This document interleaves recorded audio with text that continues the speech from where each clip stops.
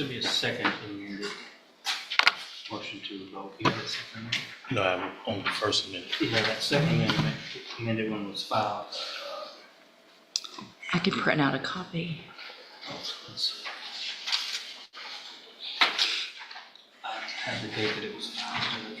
It looks Here's like the August 27th. So it should be the one that you have, but let me print it just to,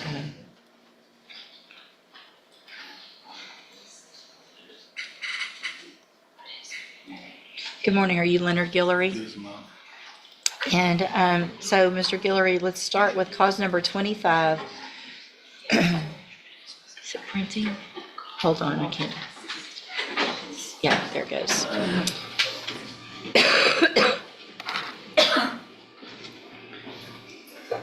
All right, in cause number 25, DCCR 0902, you're charged with aggravated assault with a deadly weapon from June 19th of 2025. The indictment alleges that you were previously convicted of a felony offense, which means for punishment purposes, if you were found guilty, you would be considered a first-degree enhanced, and the minimum punishment would be 15 years up to 99 years or life in prison. Do you understand? And I have a plea bargain rejection here on the tablet that you signed with Mr. Lewis that shows that the district attorney's office has made an offer if you wanted to enter a plea of guilty for a 10-year term in prison that would run at the same time as a 10-year term in that motion to revoke your probation case. You have every right to reject this offer and have this case set for trial. I do want to make sure you understand what the possible consequences are and what your options are. And do you want to reject that offer and have that case set for trial? So what we're going to do now, Mr. Guillory, is go through that motion. I'm going to get pleas of true or not true on that motion, and then we'll have a hearing on that motion first at a later date. I'll make a decision on that motion, and then we can go forward with your trial after that, okay? So will he waive the formal reading of the motion? He does, Judge.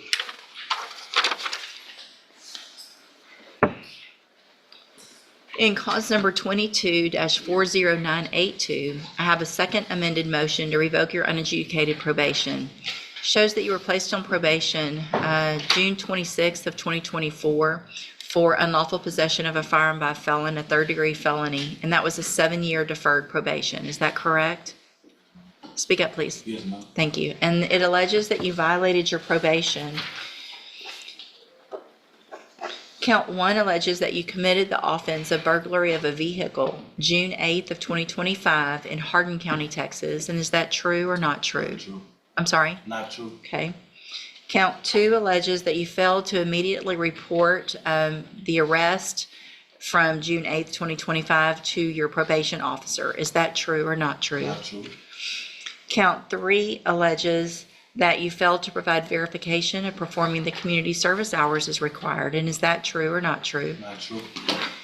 Count 4 alleges that you failed to provide verification of participating in an education program for your GED. Is that true or not true? Count 5 alleges that you failed to provide verification of entering and successfully completing the moral recognition therapy, the MRT program. Not true. Count 6 alleges that you failed to pay your court-assessed fees as directed, and as of June 16th, 2025, you were $1,140 behind. Is that true or not true? True. And then it says second amended, but it never said first amended, so I think it's probably what we were all thinking it was. Anyway, count 7 alleges that you committed the offense of aggravated assault with a deadly weapon June 19th of 2025, and is that true or not true? Not true. Count 8 alleges that you committed the offense of evading arrest or detention with the use of a vehicle June 19th of 2025. Is that true or not true? Not true.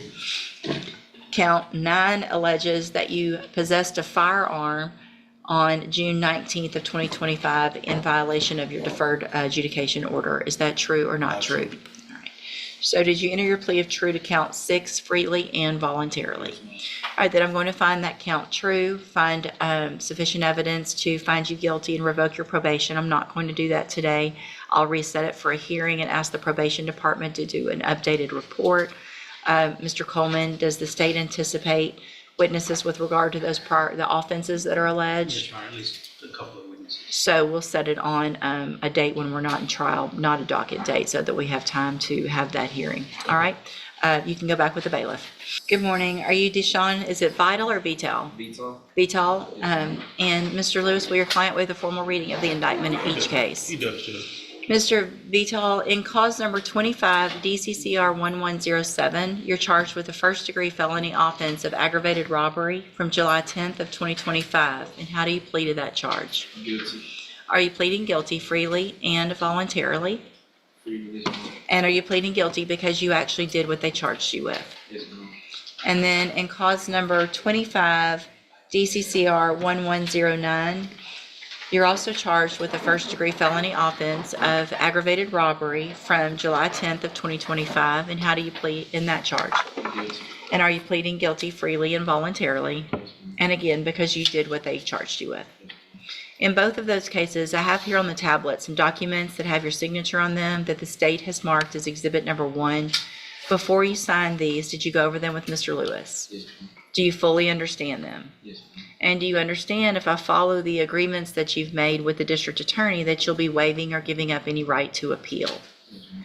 And it looks like the agreement is for a 10-year deferred probation, that ISF would be ordered. So when is your 18th birthday? April 8th. Okay, so it'll be less than that at sentencing. So Right. we'll do upfront time until your birthday, and then you would go to ISF. Is that your understanding? Yes, ma'am. Do you also understand, if you're not a U.S. citizen, that a plea of guilty or no contest may result in your deportation, exclusion from admission to the country, or denial of naturalization under federal law? State tenders number 1. No objection, Judge. It's admitted. Is there any evidence that Mr. Vital is not competent? No, Judge. All right, sir, I'm going to find that you entered your pleas of guilty in each of your cases freely and voluntarily. Find that you're mentally competent and you understand the nature and the consequences of your pleas. Find sufficient evidence to find you guilty. However, I'm going to reset your cases for sentencing so that the probation department can do a pre-sentence report. That'll give me more information about you and your case, and then we'll come back later for sentencing. So are you at Minnie Rogers or at the jail? Judge, can I address something? Yeah. Obviously, Mr. Vital has been in custody for several months. He's going to continue to be in custody for several more months. While he's in the Jefferson County Correctional, he's mentioned multiple times in reports, typically he's a victim of other people's behavior. There are a couple instances where he's doing things he Yeah, I shouldn't don't do, see but it's many at not, all. it's not the worst of the worst. It's not my concern. I just wanted to explain to him that it's important. And the last note I saw was that he'd been moved out of a dorm where he was being victimized. Yeah. And bullied. Yeah. I want him to be successful. I want him to understand I that do too. those reports can change. What gets reported between now and sentencing can change what happens in this case. Sure. Thank you, Mr. Nichols. And I was going to address that. And you may have heard out there already that incident reports at the jail don't go over very well with me. I do understand there's been some things going on that weren't your doing, and so you just keep doing what you need to do to keep your head down to make it until we get to sentencing so that you can be successful. You're doing the right thing. If we end up with some reports and you change your behavior, which I don't see any reason to, you've been doing pretty well. And it sounds like the jail has taken notice of what's going on and where you need to be. But just continue doing what you're doing so that when we get back here in a few weeks for sentencing, I don't have any issues and Mr. Nichols doesn't have any issues to look at with regard to jail incident reports, okay? All right, you can go back with the bailiff. All right, thank you, Judge. Thank you. The formal reading of the indictment. Mr. Broussard, in cause number 25, DCCR 1442, you're charged with the second-degree felony offense of aggravated assault with a deadly weapon from July 27th of 2025. And how do you plead to that charge? Guilty. Are you pleading guilty freely and voluntarily? Yes, ma'am. And are you pleading guilty because you did what they've charged you with? Yes. I have here on the tablet some documents that have your signature on them that the state's marked as exhibit number 1. Before you signed these, did you go over them with Ms. Holmes? Yes, ma'am. Do you fully understand them? Yes, ma'am. And do you understand, if I follow the agreement that you've made with the district attorney, that you'll be waiving or giving up any right to appeal? Yes, ma'am. And it looks like the agreement that you've reached is for a 5-year deferred probation. There would be a $500 fine.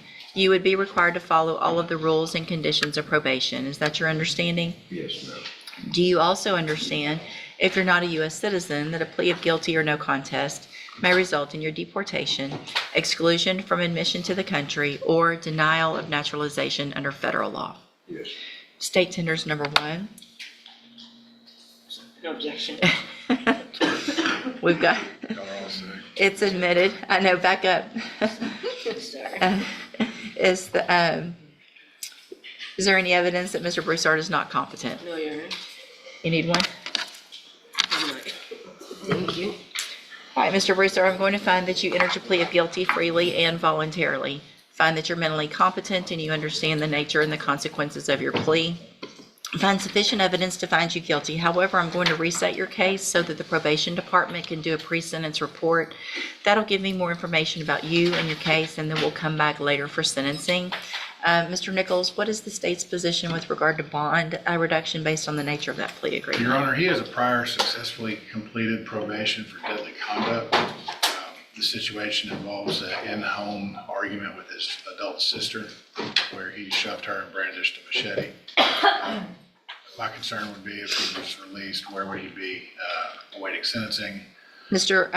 Broussard, when you are released, whether it's on a bond or when you get this probation, where will you be living? 4948 Lawndale. And who lives there? My mother, Who else? there's 2 other couples. There's Lindsay's daughter, my niece, and her boyfriend, and another couple. Okay, where does Lindsay live? Lindsay lives at the lake, Toledo Bend. So you understand that you're not going to be able to have contact with Lindsay. Yes, ma'am. So if there's some family get together at the house where you're living, you're going to have to leave if she comes Judge, over. I do have that address as her address in my file. I'm not saying she doesn't live at the lake or whatever.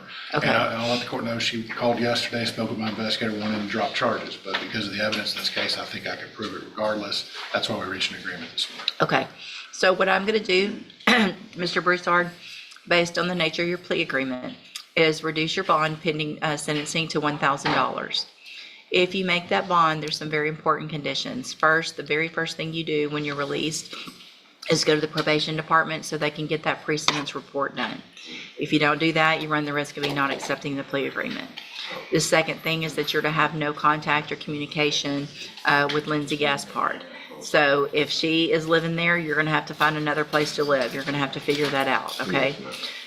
If I find out that you're having any contact or communication, or she contacts the DA's office and lets them know that, then you run the risk of me not accepting the plea agreement. All right? Okay, you can go back with the bailiff. Thank you, Your Honor. Thank you.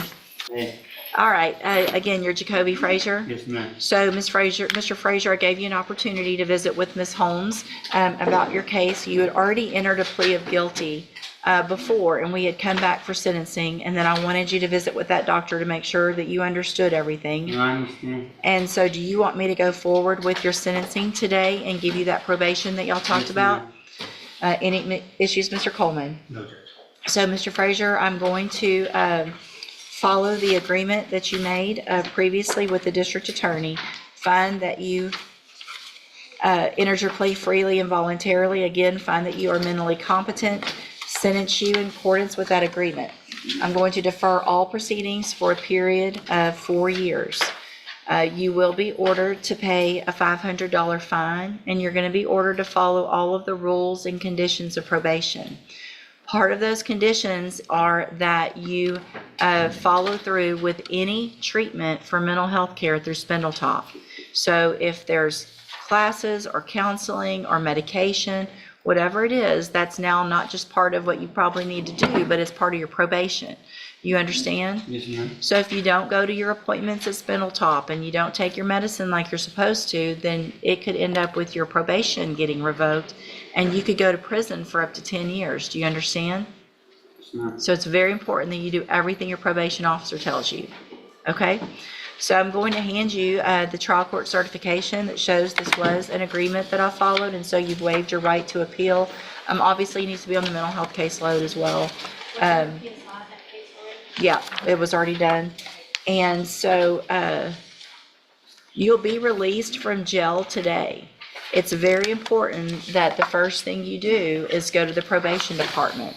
The probation officer is going to talk to you today here in court She's going to tell you where you need to go, and you need to make sure Thank you you try for to get watching there Courtroom today, okay? Confidential I Legal. will. Real courtroom proceedings offer valuable insight into how judges make difficult decisions based on the law and the facts presented in court. If you enjoy this content, subscribe, like the video, and join the discussion in the comments. We'll see you in the next case.